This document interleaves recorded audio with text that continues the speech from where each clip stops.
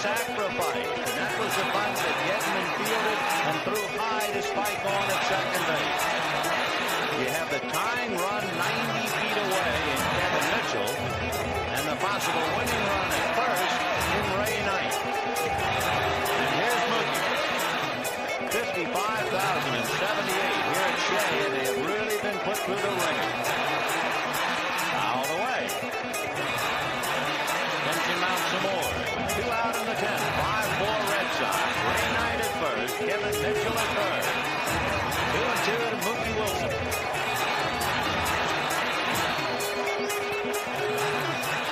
And it's going to go to the backstop. Here comes Mitchell to score the tying run. And Ray Knight is at second base.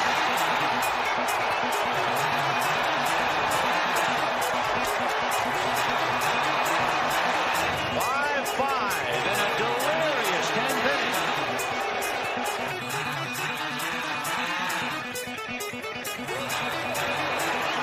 So the winning run is at second base with 2 out, 3-2 to Mookie Wilson. Little roller up along first, behind the bag. It gets through Buckner. Here comes Knight, and the Mets win it.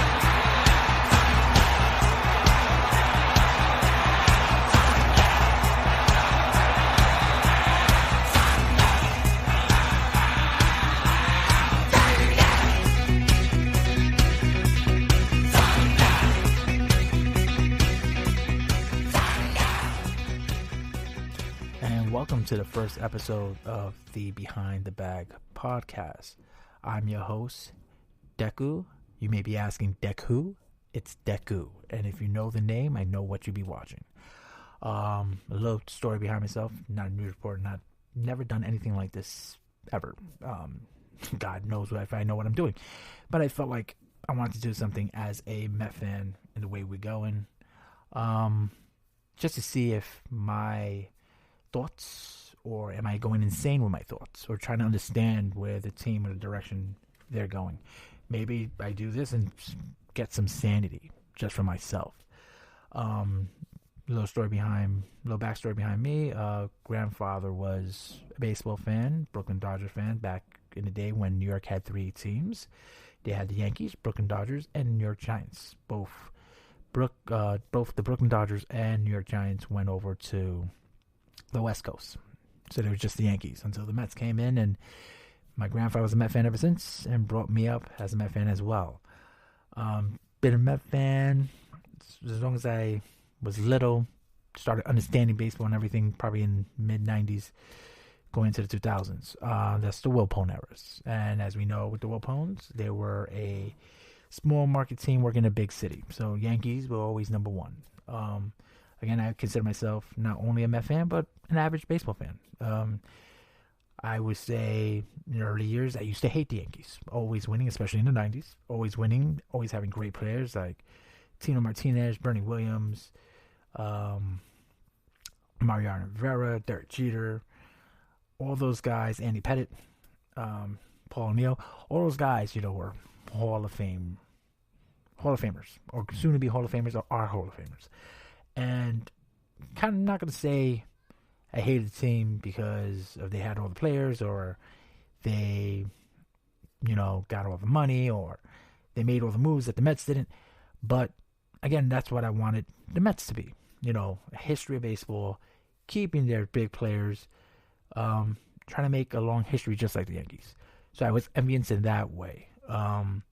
Certain Yankee fans are a little cocky, where they're not really baseball fans. Like, my whole story, or my whole little question to find out if they're really Yankee fans or not, is if they can answer me this one question. What was the first name of the New York Yankees before they were the New York Yankees? Not many people know the answer if you're not a baseball historian. Most people in New York just like winners, so they jump on the Yankee bandwagon. Those same people will jump on the Mets bandwagon once the Mets win and start winning and winning World Series, which is annoying, but it is what it is, being a New Yorker. Again, so let's go to the point of the reason why I'm making this podcast.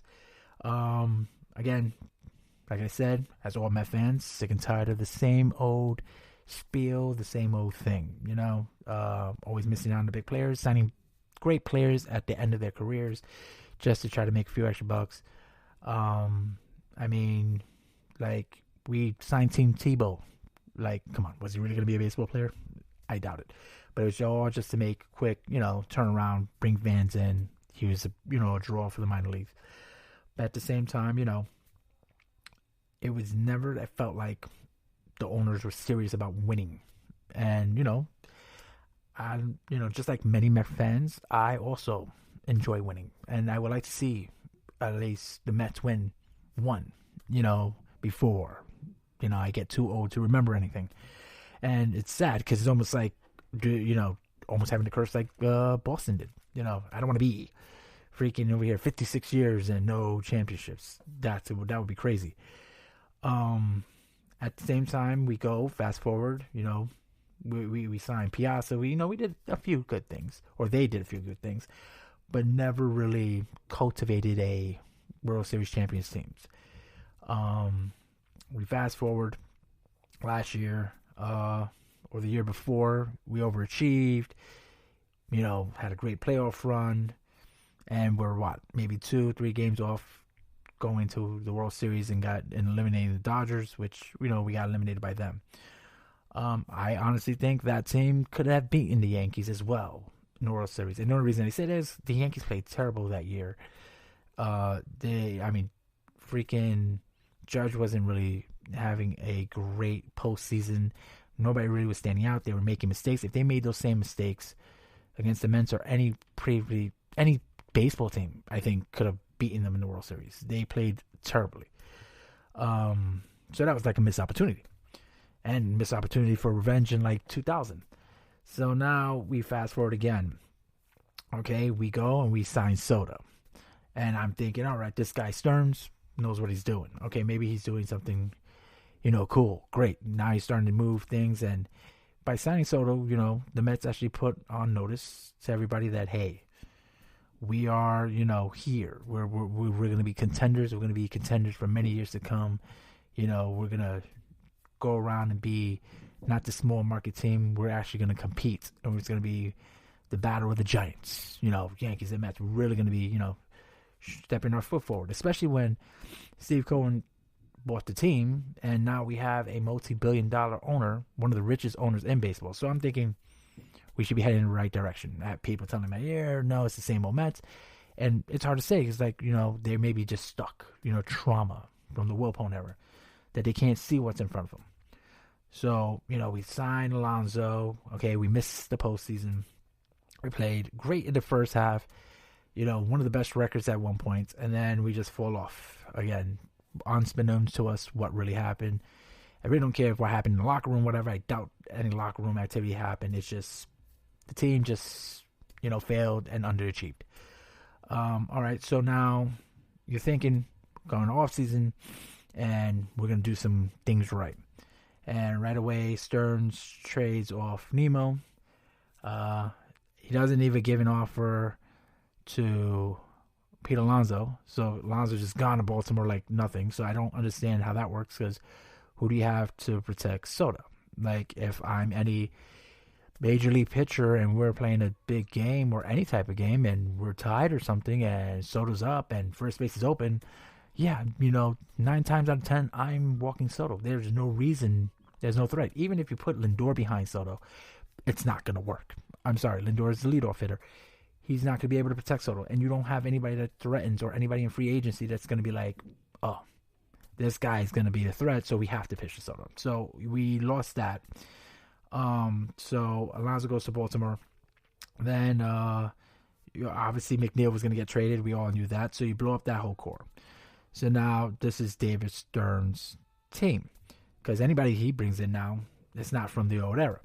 And at the same time, which is kind of funny, that I kind of think about it, is that, all right, I don't even think the Soto deal was his idea. I think the only reason he signed Soto was Steve Cohen was like, yeah, it's sign him or else. Like, I don't care what you say. I think it was a Steve Cohen signing. I don't think it was Stearns signing.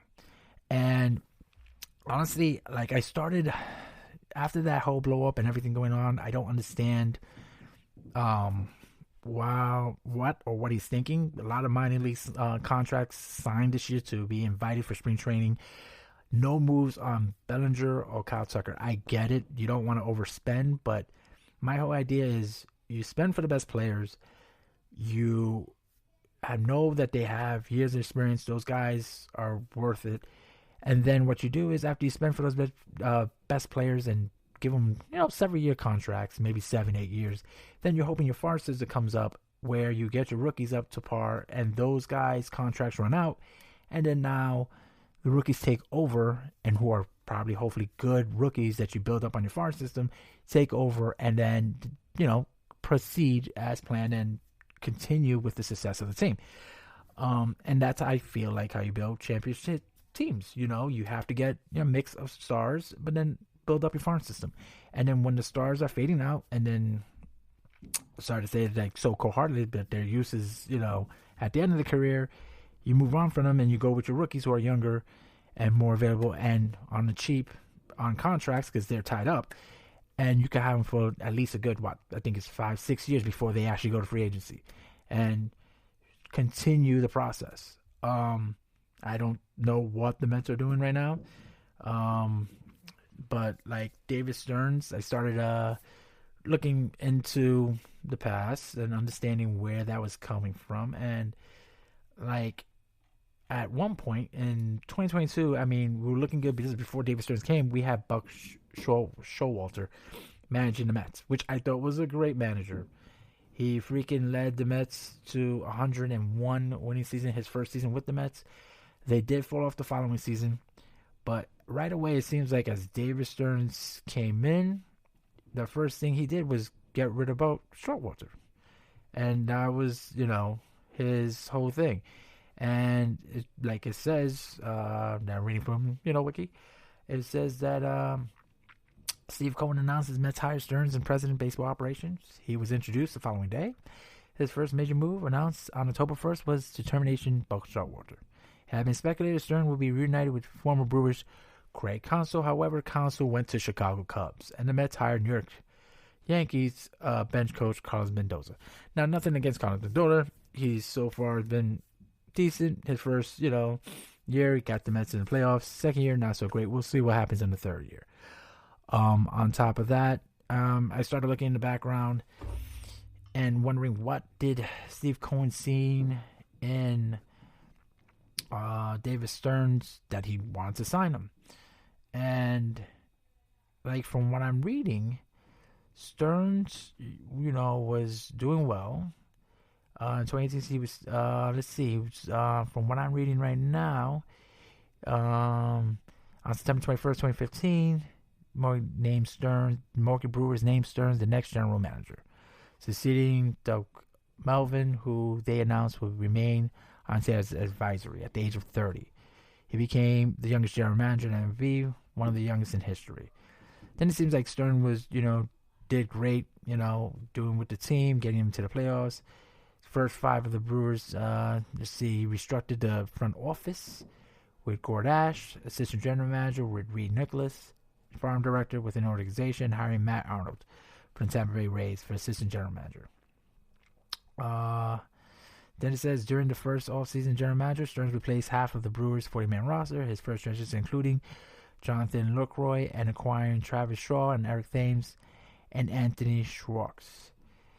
Then it says, in 2018, Stearns signed free agent Leandro Cain and Jordan Kutsin, and traded for Christian Yelich, who won the National League MVP the first season as a Brewer. The Brewers were in second place in the National League Central by MLB trade deadline. At the deadline, Stearns orchestrated moves to acquire Mike Moustakas and Curtis Granderson and Gio Gonzalez and Jonathan Scope. The Brewers went on to win the division, and after defeating Chicago Cubs in 2018, the National League Central tiebreaker game, and they beat the Colorado Rockies in 2018 National League Division Series in 3 games. However, they lost to the Los Angeles Dodgers in 2018 National League Championship Series in 7 games. Yelich was named 2018 National MVP after the season. Stearns finished with second on the MLB Executive of the Year voting, but was the highest voted National League executive. So in the beginning, it looks like with the Brewers, he was doing fine. He was doing great. okay, yeah, I can understand the all. Okay, he changed the system with the Brewers. He got them to the playoffs. He got them good. So then in what it seems, Stearns extension promoted president. So in January 2019, the Brewers promoted Stearns to president of baseball operations and general manager. And then after 2020 season, the Brewers promoted Matt Arnold to general manager, and Stearns remained president of baseball operations. But then, in October 27th in 2022, Brewers announced Stearns was stepping down as president of baseball operations and moving into an advisory role with ownership. Then it says general manager Matt Arnold took over baseball operations duties. The move came after a disappointing Brewers season in which the club missed the playoffs for the first time in 5 years. On August 1st, 2022, the team traded star Josh Hader. One day before the trade deadline at the time, Milwaukee sat in first place in the National League Central, but then would finish the season 7 games behind St. Louis Cardinals. After they were eliminated from the playoffs contention on October 3rd, many pointed to the Hader trade as the turning point in the season. Stern himself hinted that regretting the move of his season-ending press conference, admitting it had more pronounced impact than I thought it would at the time, and surrounding moves didn't correctly fortify the team in Josh's absence. So you had the best closer in baseball. You were in the top first place in the National League Central. You trade him off, which I don't understand because you're in the top. There's no reason to trade him. But you trade your best star closer, and then you sink and mix the playoffs. Again, I don't understand what his idea. It was almost like the same thing when he made those trades last season, and they didn't turn out nothing, and we sunk. And then it was like Stearns General considered to have to preside over the most successful stretch in Brewers history, which was great. The organization in 4 consecutive playoff appearances in 2018 and 2021. But it looks like that after that mistake in 2022, the Brewers moved on from him. So I don't understand why Steve Cohen wanted him so badly. I don't get it. It seems like the Brewers saw what he did. He did the best he could, and that was it. And that doesn't seem like he was going to do a turning point. So now he comes back. He comes to the Mets, gets rid of Schultz, gets Mendoza to coach. He gets rid of Alonso, Nemo. So he got rid of the whole thing and just took a sledgehammer to the lineup. Again, like I said, I don't think Soto was his plan either, so he's stuck with Soto. So now he has to build this team, and he's not making any moves. It's like he's trying to get these minor league contracts and people on the cheap, and hopefully they can successfully turn around their careers this season. And to me personally, if he doesn't do something and get either Kyle Tucker or Bellinger, I don't know what is his plan, because it's supposed to be win now. It's not rebuild season. Steve Cohen even stated when he bought the team, the Mets, he wanted the World Series in 5 years. Now we are on to year 6. So he missed his post deadline. Didn't happen. And at the end of the day, me personally, I'm thinking, what do you do here? What are we doing here? I mean, you could have had Alonso, and he could have stayed a Met. And it's not like you can't afford it. And that's another thing I don't understand. Like, when I talk to people, they're like, oh, if the Mets could afford these guys, if he could afford to have this guy, that guy. I don't understand why the Mets, if Steve Cohen wanted to, couldn't afford Bellinger and Kyle Tucker. Why couldn't he afford both of them? Why couldn't he afford Alonso, Bellinger, and Kyle? Like, I don't get it. You have more money than most league owners. I mean, you have the LA Dodgers who are back paying everybody. I mean, Steve Cohen could pay Soto's contract off now, and it wouldn't even hurt his bank. It would be like giving $700 away. And the same thing with any of the other guys. Like, if, you would do this, and like the whole mess up that he did with Diaz, where he signs Williams and not talk, and like saying that he wants to sign Diaz, but then don't talk to him about it. If that's your star closer and you're going to keep him, I would have totally signed Diaz first, and then talk to Diaz and be like, listen, we're going to get Williams also to be the setup man for you, so we're not always leaning on you. I think if he would have made that clear, not undermined Diaz, maybe in that sense it wouldn't have been a problem, and Diaz maybe would have heard the Mets and would have signed with the Mets instead of the Dodgers. So again, I don't blame Diaz for going. Again, I'm putting this all on Stearns. If he doesn't do a great move or something, maybe I'm wrong. Again, I don't work for management. I again, know only as a baseball fan. So maybe there's something that we don't know that's happening behind closed doors. But at the same time, what's going on in the situation? What is he going to do to turn this around? Because if he doesn't, and he doesn't make any major moves, me personally, I want to see the Mets fail. I want them to be last place, 70 games or 71 game wins with one game behind the worst team in the National League East, which may be the Washington Nationals again, and be under them. Because that's what we deserve, because you're playing small ball like you're with the Wilpons. He would have been better with the Wilpons than as Steve Cohen as the owner. Because at least with the Wilpons, he could say we're money constraints, the Madoff situation. You can't really make an excuse why you're not spending money when you can.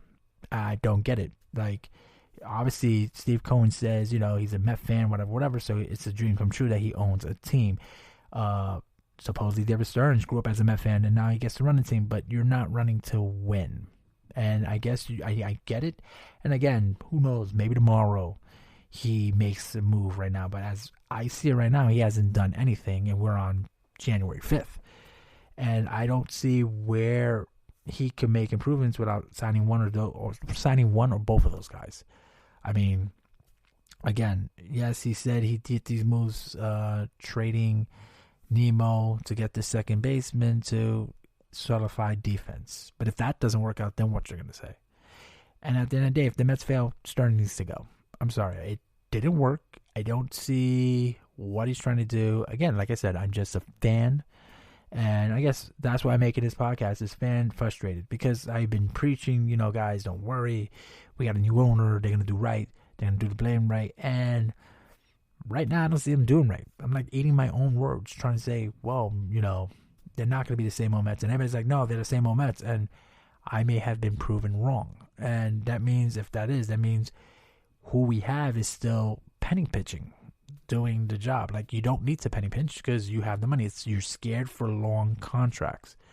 And I don't get this whole new level of players in their 30s. Oh my God, they're in downgrade. Not all players downgrade after 30. They still improve. They're not 40, and they're still in their prime of their career. So to give them an extra 5-6 years, I didn't think would have killed the Mets to keep Alonso, and then he would have retired as a Met and probably one of the greatest Mets of all time. Now that's gone. And he was definitely a big fan favorite.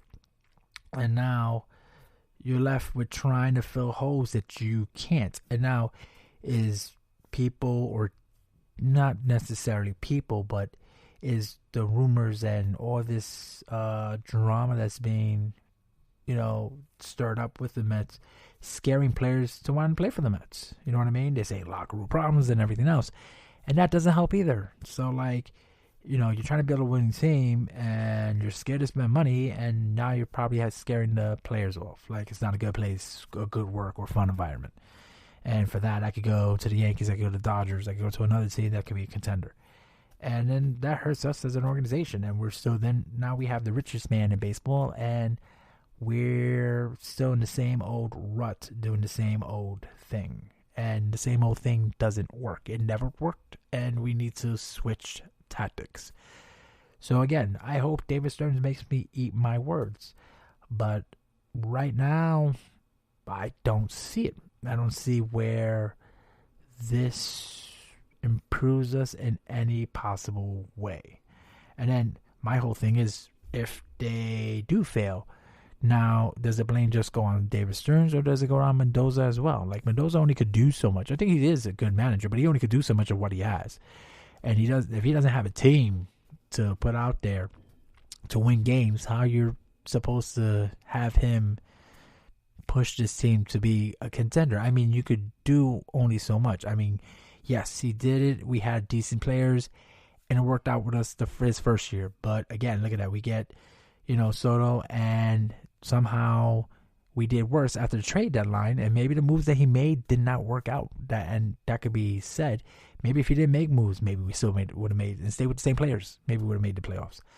But now we don't know. So now, for me, I feel like with David Stearns, it's like a do or die situation. Like, either get this right or stop being scared and make moves. I mean, sooner or later, Bellinger's either going to go back to the Yankees or he's going to go to the Dodgers, and the Mets are going to be missing out on that too. And why? Because you're scared to spend a few extra bucks that you actually have that doesn't hurt the owner at all.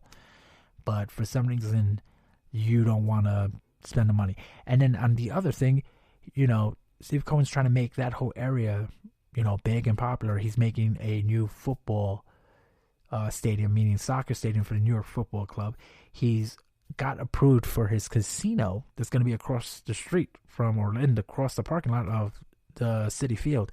And I think the best way to make that casino successful is actually having a winning team. So when people go to a winning team, they want to come over to the casino afterwards or go to the bars and restaurants there afterwards and still have a great time instead of going to a losing team. Because if you're having a losing team, nobody's going to want to go to the casinos afterwards, and you're not going to make as much money and as much profit as you would have if you had a winning team. So I would think it would be the best interest to try to put the best team out there and make all the right moves.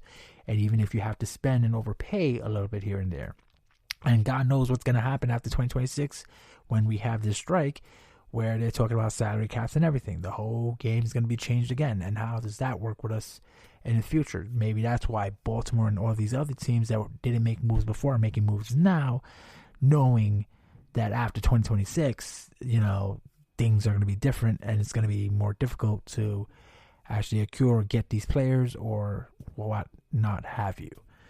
So these are my thoughts. And again, I'm just making this podcast just to see where we are as a team. I mean, is it going to be one episode I do? I don't know. It's not going to be every week. I mean, you only could talk so much in a week. I mean, nothing has happened since we lost Alonso, we lost McNeil, and we lost Nemo. Like, nothing big. We're doing these little minor league things that's not even great to report. They're only great to report if these guys turn out to be fantastic and overachieve.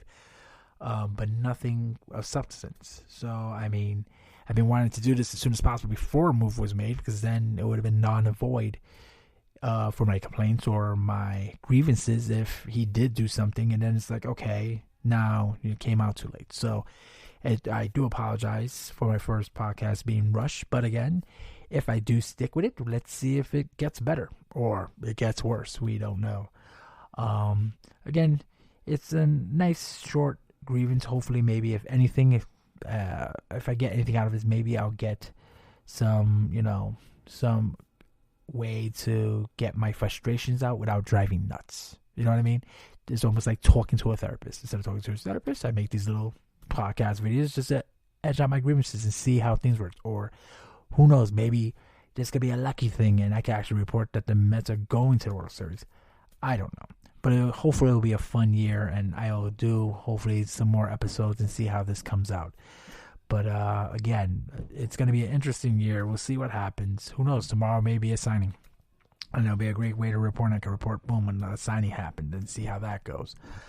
But until then, I do appreciate whoever listens, even if I get one person listen. If not, fine with me.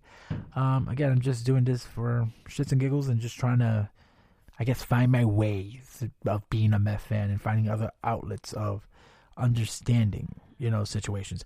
Maybe I could hear from you guys. I think the email should be attached to this podcast. Again, I'm new to this, so I don't know. But if not, you could hit us up at the Behind the Bag podcast at gmail.com.